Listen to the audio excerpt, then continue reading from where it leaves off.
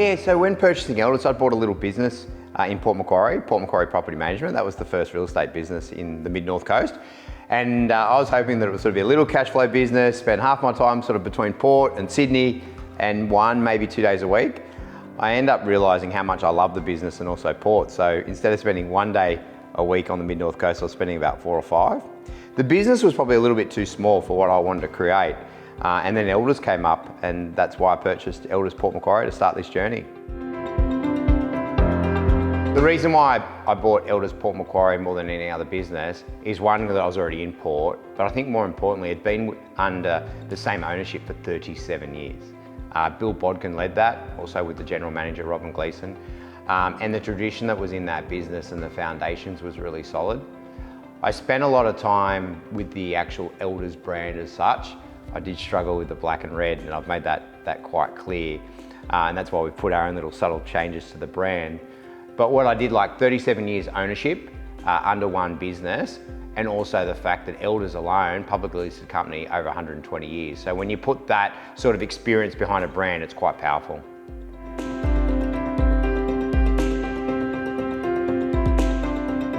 You know, I love growth. It's one of my major values. I had Port Macquarie and I popped up, and I love architecture. I also develop on the side, and I bought the Med Motel, or the Mediterranean at the time. So I was spending some time in Crescent, and crazy thought, I'm like, oh, I'll look at the real estate business there and purchase that. And I thought that would give me some competitive advantage, but what I realized is that they didn't share the radio station, they didn't share the same paper. All of a sudden I had to be in 2 different places. I realized I'd made a mistake in the sense that it was doubling. I couldn't be in 2 places at once. So I came up with a theory, and I don't know if it made sense at the time, that I was basically going to build a business big enough that I could get a management team, and also to get that competitive advantage, because what we're seeing is buyer data going in and out of different markets. So then at that stage, I was like, Crescent Head, Kempsey, Wauchope, and then the Camden Haven area, all to the surround Port, and then we could serve into each area. And then from that, then I could have a head of department and do what I wanted to do best in the business, which was more the blue sky type leadership.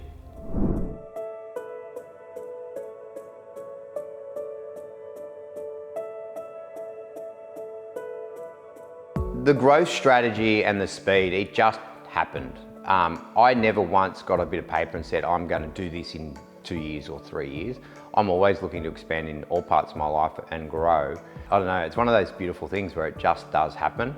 I worked very well with a broker that went out actually looking, but it was a bit of a situation that I'd learned through developing and acquiring sites to make the transaction as easy as possible.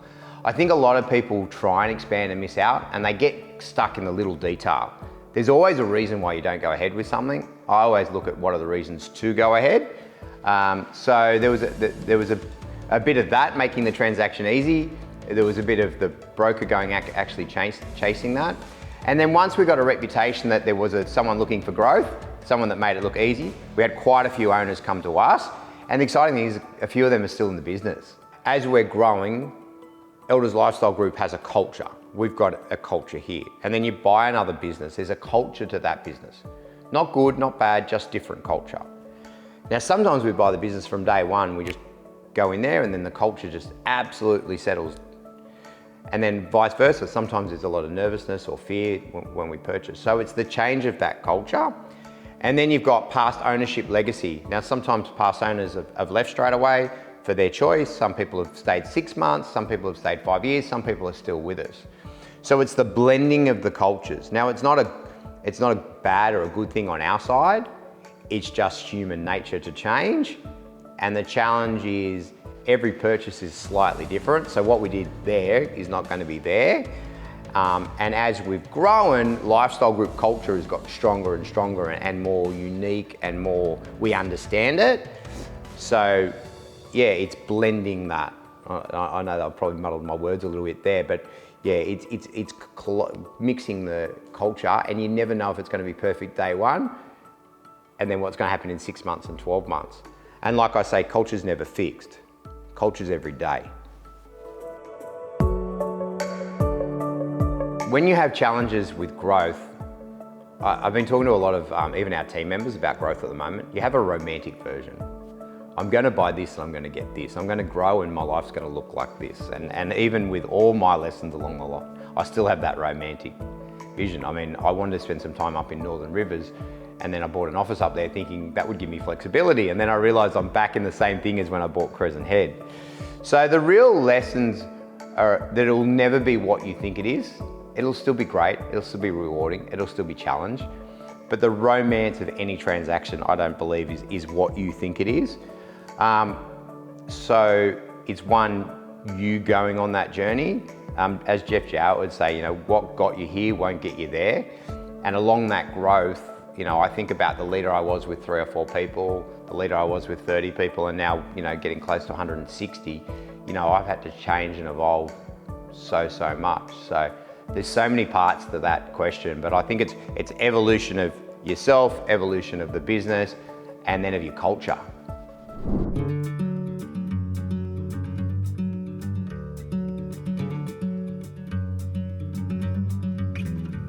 Look, when I give advice, I'm very careful to say to people, I'm not a dream killer. And what I mean by that is, a lot of people will see the journey that I've gone on, and they might see that the romance of my journey. I keep using that word, but it's bloody hard. And there's been sacrifices, and I'm currently single, I haven't had a family. So to build a business of this size and the energy and the speed that we've had, there is some limitation to other parts of your life. So the first thing, I actually just advised a friend the other day that's looking to go from 2 to 3 offices. And I really start at the why. Like, why do you want it? Why? And if it's just for growth, forget about it. I've got a lot of deep drivers from different things that have happened in my life that push me to do this, right? And if I didn't have those, I couldn't do it. So if you just want to do it for the sake of growth or money or ego, it's gonna fail. You've got to have a real deep driver. And I believe a lot of those drivers happen generally when you've got an insecurity or you've got an anger or you want to prove something. So it probably doesn't come from a healthy place, but it's got to be really strong. So when you know what that driver is, you can make it happen. So even though I've got this exciting growth around my life, around people I care about, I'm actually quite protective of. And I say, you can do it. I'm not stopping you do it, and I'll support you. But don't just do it because it looks cool or whatever words you want to put around it. Deeply understand why. Because otherwise it's not worth the stress and the hassle. 160 people is not easy. 15 offices is not easy. And if you don't have a strong sense of purpose, that is going to get on top of you one day. And even with sometimes Dad's like, oh mate, I've had Dad in the car during a work day, and he's like, oh mate, what do you have to do? I'm like, Dad, that's just work. I know that's the path I've chosen, but would I pick that for my sister who I love dearly? Probably not. To really want to have crazy amount of a business attitude, really understand your why. Because often there can be an easier way to get there if you don't have a strong sense of purpose.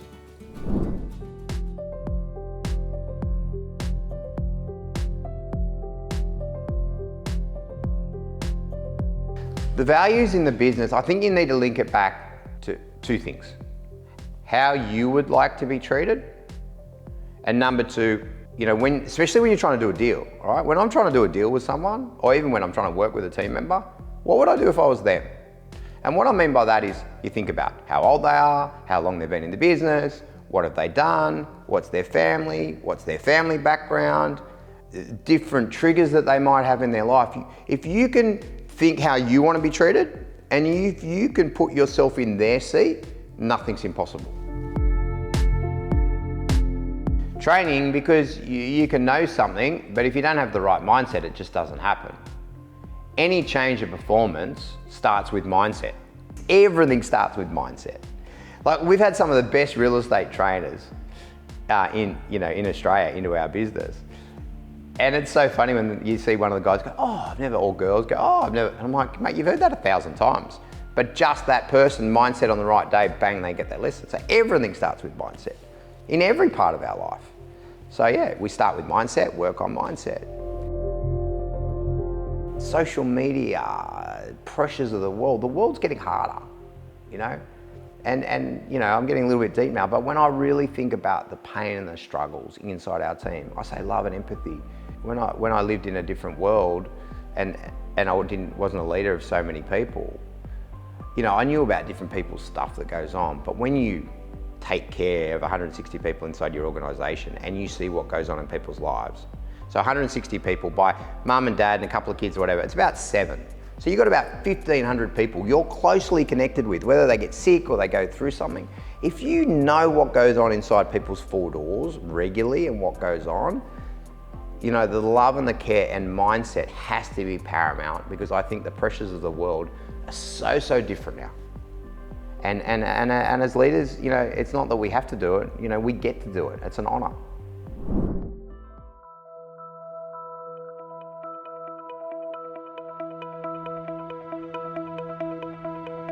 Look, the strong mind, I think it comes back to people. You know, I don't want to let people down. So, you know, there are days where, you know, like I say to anyone, like if anyone thinks there's not days that you just want to throw it all in, if there's not days that you want to throw your phone, there's not days you want to get out of bed. And I think this is one thing that I've been really adamant in, especially in the real estate world. We get people up on stage and we idolize them. And we think, wow, we can't be them. And the one lesson I want to get to everyone is that person on stage is not that far ahead of you. They're just that far ahead of you. They just might get up a little bit earlier. They just might put a little bit more detail. They might just do a little bit more practice. They might just do a couple more calls. It's not up here, but it's just that much. So I want to get away from this idolizing type thought that the people that might have done more are so much better. It's just a little bit.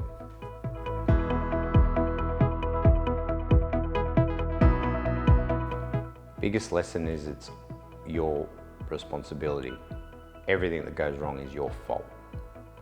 If you can actually accept that, you know, I remember when I first owned the business having meetings with different managers and saying, oh, this one's not doing that, and this one's that, and this one's that. Well, no, it's you. It's you. You either hired them when you shouldn't have.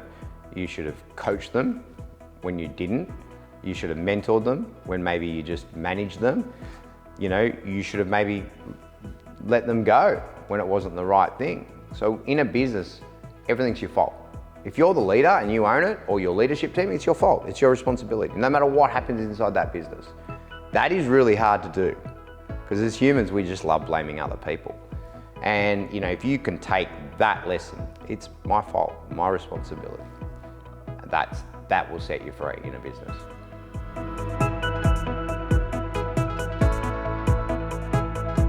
You know, I know it's cliche, they say they're not setbacks, they're lessons, and I think I'm lucky enough that that's how I look. A lot of the mistakes would be from my inexperience and leadership and not knowing what it takes along that journey. I think sometimes growth, or the romance of growth, which I spoke about before, oversighted maybe some of the detail that I needed to do. But I think getting bogged down in the detail can sometimes stop that dream. You know, there's a good mix between dreaming and having this blue sky thought and getting stuck in the detail. If you get stuck in the detail, you never get anywhere. If you live up in the cloud, well, it might be nice, but it's going to hit you. So I think the lessons have been the balance of how to, you know, work that through. And where I've been really lucky, I think my biggest lesson was probably what I learned when I first went out on my own, you know, some nearly 16 years ago, was that you don't need to be the smartest person in the room. And I remember when I wanted to evolve, and I was like, well, I'm not good at this, or I'm not good at that. And I was lucky enough, James Short, who still works in our business, said, Dave, you don't need to be. You just need someone smarter in the room. So I think the lesson that I learned 16 years ago, I've just kept that. Like, I've got the same architect, the same lawyer, you know, a lot of the same advisors, a lot of the same brokers still trying to buy, you know, acquisitions for me. So I find a team, build a team, and keep the team. And they're not perfect, just the same as I am, but we've got a great relationship, and no matter what happens, we work together to get that result, and we never ever throw either party under the bus. We have each other's back, and I think that lesson has made this journey happen.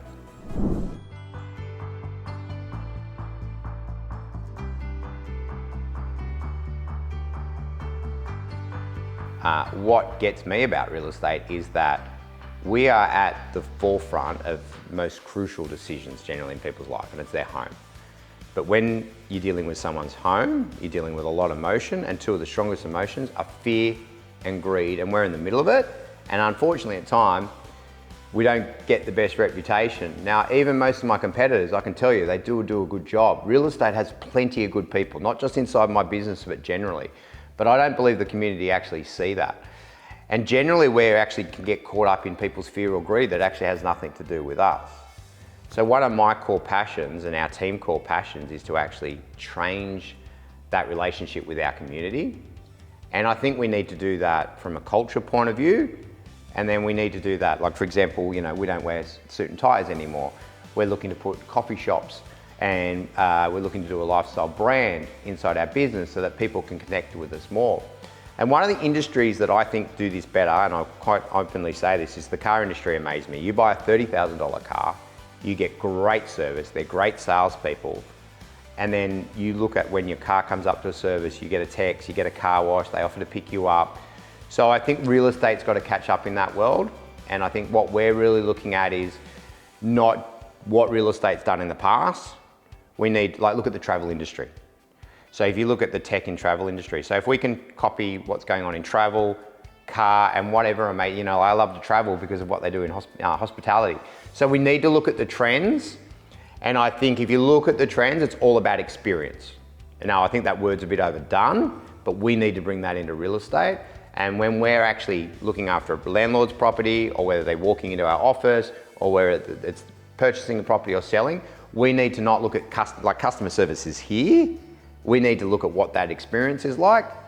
And I don't see that in our industry. We're not there yet, but you want to know what's going to go on in our business the next 1, 3, 5 years? What the hell are we doing with that customer experience, and how can we improve it?